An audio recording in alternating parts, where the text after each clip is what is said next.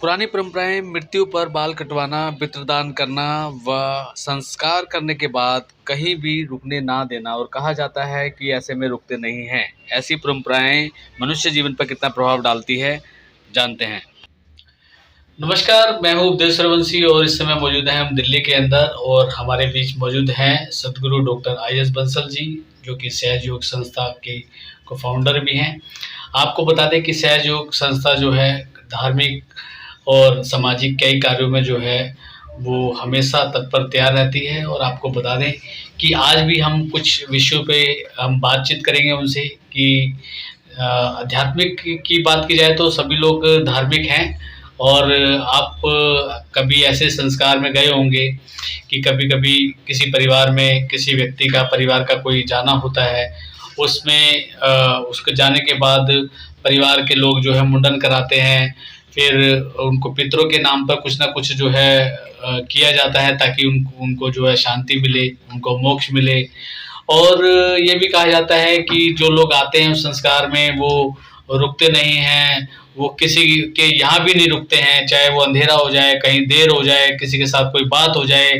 तो लोगों का ये मानना है और लोग का ये कहना है, ये परंपरा बहुत पहले से चली आ रही है कि भाई किसी के यहाँ रुकते नहीं हैं, आप सीधा घर जाइए। चाहे उसके साथ कोई ट्रेजेडी हो जाए, चाहे कोई घटना घट जाए, उससे कोई लेना देना नहीं है लोगों को। ये परंपरा के नाम पर जो है लोग जो है ये दूसरों के ऊपर थोप देते हैं और अगर कुछ घटना घट जाती है तो उनकी बोलती बंद हो जाती है। तो इस जो खास जो समाज के अंदर जो चीज़ें चल रही हैं कि हम उसको कैसे हम बदलें, इंसान की विचारधारा जो है वो पहले की तरह ना हो, वर्तमान के हिसाब से हम चलें, धार्मिक आधार पर क्या करें कि जो घर में उनके सुख शांति हो और वो परमात्मा को प्राप्त कर पाएं। इस विषय पे हम बातचीत करेंगे डॉक्टर IS बंसल जी।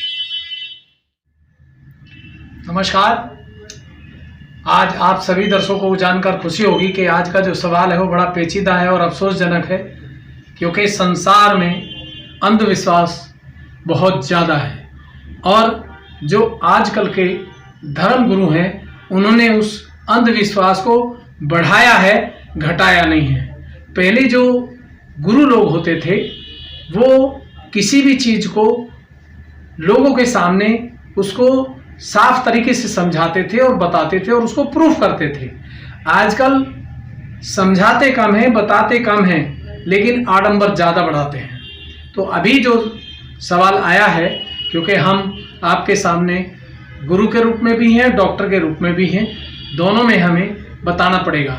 तो जो अभी बताया कि जब कोई संस्कार हो जाता है, जो मृत्यु को प्राप्त होता है और वहाँ जाते हैं लोग उसके क्रियाक्रम में, तो वहाँ से लोग जो दूर से आया वो भी वहाँ से जल्दी चलने की कोशिश करता है, क्योंकि अगर वो रुके तो वहाँ के लोग कहते हैं कि इस दशा में यहाँ रुकना ठीक नहीं होता है।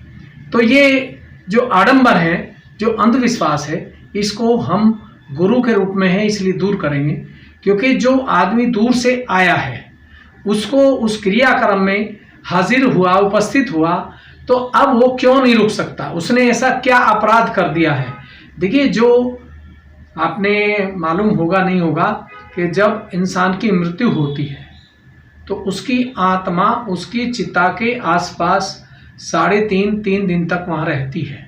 आपने देखा कि लोग तीजा करते हैं, उसकी अस्थि को लेके गंगा जी में जाते हैं, तो उसके वो वहाँ पर चाहती है। लेकिन जो आत्म साक्षात्कारी वहाँ कोई ऐसा इंसान होता है तो वो उसको तुरंत मोक्ष दिला देता है, उसको भटकने नहीं देता है। क्यों? क्योंकि ब्रह्म शक्ति एक ऐसी शक्ति है जो इंसान के मृत्यु के समय बता देगी कि इस इंसान की किस इंद्री से, जो हमारी 5 इंद्री हैं, ज्ञानेंद्री हैं, उनसे कहाँ से प्राण छूटे हैं। तो वो उसको मालूम पड़ जाता है कि जहाँ से प्राण छूटे हैं वो अभी कौन सी योनि में भटकेगा, तो उसको वो जो आत्म साक्षात्कारी है इंसान, वो उसको वहाँ से मुक्ति दिला सकता है। और जिसके पास ये ब्रह्म शक्ति है वो कहीं भी ठहर सकता है, उसे कोई दिक्कत ही नहीं है, कोई परेशानी नहीं है, क्योंकि जहाँ वो ठहरता है जिस घर में, उस घर की परेशानी को दूर करता है, क्योंकि उसके बैठने मात्र से उसके सोने मात्र से, उसके बोलने मात्र से ब्रह्म शक्ति फैलती है उस घर के अंदर, और उसमें कोई भी ऐसी मरी हुई मृत्यु की आत्मा घूम रही है जिसको जन्म नहीं मिला, जिसको हम भूत योनि बोलते हैं, वो भी मोक्ष पा लेती है। क्योंकि हमने एक बार, हम बताते हैं आपको कि जो एक होटल में हम ठहरे अचानक, और वहाँ किसी ने फांसी लगा के और अपनी मृत्यु को प्राप्त कर लिया। तो वहाँ पर उस होटल में, उस कमरे में जो सोता था तो उसको सोने नहीं देता था, वो दबा लेता था। जो चीज़ थी वहाँ, जो मरी हुई थी, इंसान था, उसको जन्म नहीं मिला था, तो वो कमरा हमारे लिए खुलवा दिया। हम वहाँ ठहरे के गुरुजी आए हैं, इनको यही कमरा खोलो ताकि आज इनका और उसका मुकाबला हो जाए। तो उन्होंने खोल दिया मैनेजर ने। तो हम जब सोए, 11 बजे कमरा खुला, जैसे ही हमारी आंख बंद हो तुरंत हमें दबाया जाए और हम एकदम फिर उठ जाए। उठते ही फिर वाइब्रेशन शुरू हो जाए, फिर ब्रह्म शक्ति शुरू हो जाए, फिर हम सोच लेंगे अब लेटते हैं, फिर लेटे, फिर काम शुरू। तो ये हालात में हमें करीब 3 घंटे गुजरे, लेकिन लास्ट में हमारी जीत हो गई। क्योंकि वो जो जगह थी उसको छोड़ के वो जो आत्मा थी वो चली गई, जो भी डेड स्पिरिट था। और फिर हम 4 बजे से और 9 बजे तक आराम से सोए, हमें कोई दिक्कत नहीं हुई। तो ये जो ब्रह्म शक्ति है, जो आत्म साक्षात्कार है, ये पूर्ण गुरु है। ये किसी को भी मोक्ष दिला सकता है, ये कहीं भी ठहर सकता है। कोई इसको छुएगा उसको फायदा होगा, जिसका ये छुएगा उसको भी फायदा होगा। क्यों? क्योंकि जो सदगुरु होता है वो अपने हर एक्टिविटी से, हर आचरण से, हर इंद्री से वो हर इंसान को फायदा करता है, कभी भी नुकसान नहीं करता। तो ये जो बालों का भी मुंडन करते हैं बहुत सारे लोग, नहीं मालूम आज की दुनिया में लगे हुए हैं सब कि जी बस आदमी मरा है तो अब उसके परिवार वाले, उसके भाई, उसके बेटे वो सर का मुंडन कराएं। अब सर का मुंडन क्यों कराएं? सर का मुंडन जो था वो पहले गुरु के आश्रम में होता था, और वो गुरु कहता था कि अब जो पुरानी चीज़ें थी वो सब अब खत्म हो गई, अब नए सिरे से आपको भगवान का पूजन करना है, स्नान करना है। और वो उस पानी को वाइब्रेट करके उससे स्नान कराता था।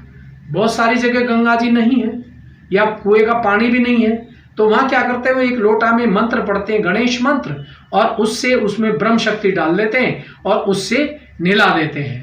बालों का मतलब कटवाने का ये होता था कि जो पहले हमारी अंधविश्वास थे, किसी भी तरह का हमारे अंदर अवगुण था, अश्लीलता थी, अब वो समाप्त हो गई है। अब हम नए सिरे से जीवन जिएंगे और हमारा जीवन एक संसार के लिए हितकारी होगा। अब हम मैं और मेरे में नहीं जिएंगे, अहम और अहंकार में नहीं जिएंगे, हम आत्मा के आनंद में जिएंगे। तो जो बाल कटवाए जाते थे वो गुरु कटवाता था और उनको आत्म साक्षात्कार देता था और उनको एक नया जीवन देते। इसको द्विज बोलते हैं। द्विज मीन्स दूसरा जन्म।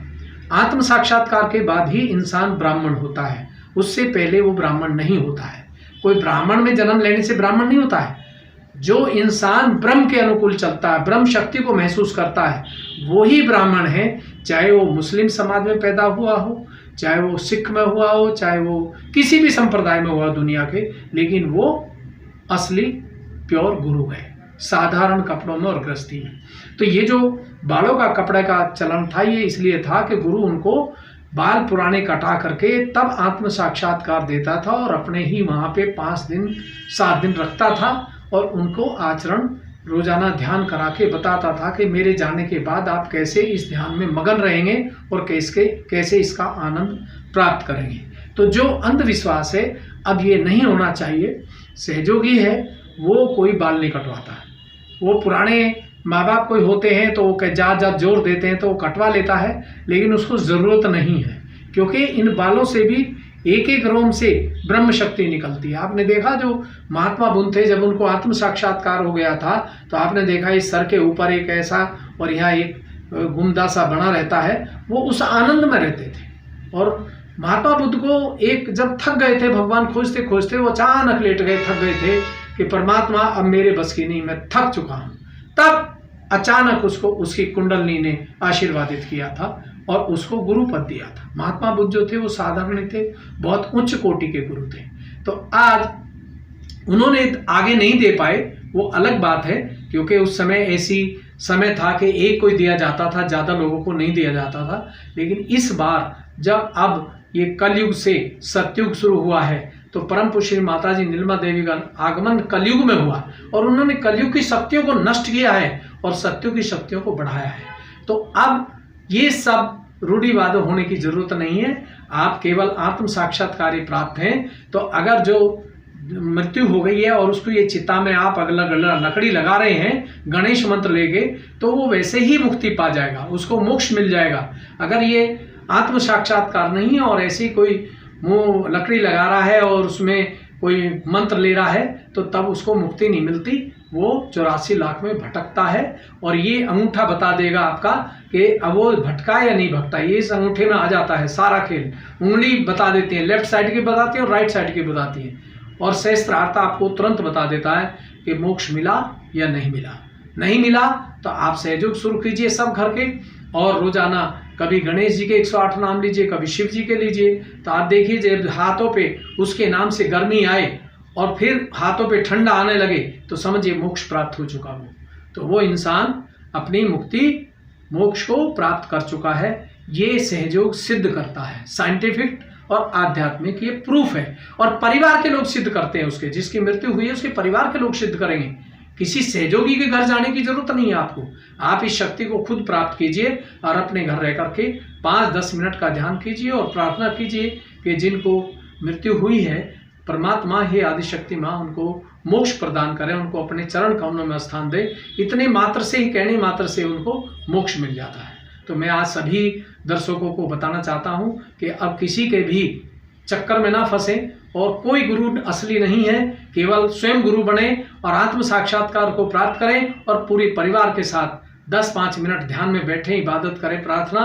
और हम मंत्र भी बता देंगे कि किस मंत्र से कौन सी बीमारी ठीक होगी और किस मंत्र से असाध्य रोग ठीक होंगे और किस मंत्र से प्रकृति की आपदा आपके घर पर और आपके खेत पर काम ही नहीं करेंगी। जहां आप रास्ते में होंगे वहां भी आपको सुरक्षित रखा जाएगा। तो ये ब्रह्म शक्ति का खेल है, ये सतयुग का खेल है। तो मैं आप सबको बताना चाहता हूं कि परम पूज्य श्री माता जी निर्मला देवी का अवतार आ चुका है और इन्होंने ये शक्ति जन जन को प्रदान की है। और हम भारत सरकार से भी प्रार्थना करते हैं कि वो भी इसको जल्दी से जल्दी सभी टीवी चैनल मीडिया पे चला दें, तो पूरा संसार हमारा सुरक्षित हो जाएगा और पूरा देश उन्नति की तरफ होगा। पूरे संसार में हमारा जो भारतवर्ष है ये पूर्ण गुरु के रूप में दुनिया को दिखाई देगा और दुनिया यहाँ हमारे आध्यात्मिक को सीखने के लिए आएगी और स्वयं गुरु पद को प्राप्त करेंगे। तो मैं आज बहुत बहुत आप सबका शुक्रिया करता हूँ, आपका समय लिया। और मेरी विनती है कि आप सब सहयोग को अपनाएं, श्री माता जी को देखें और उनको समझें कि वास्तव में साक्षात अवतार हैं, तो उनको स्वीकार करें और अपने परिवार को, बच्चों को संस्कार दें। इसी के शब्दों में अपने आप को विराम देना चाहता हूँ। आप सभी को नमस्कार। Thanks for watching Delhi next star. और अधिक ऐसी अपडेटेड वीडियो देखने के लिए कृपया चैनल को सब्सक्राइब करें, लाइक करें, कमेंट करें और बेल आइकन का बटन दबाना ना भूलें। साथ ही वीडियो को शेयर जरूर करें।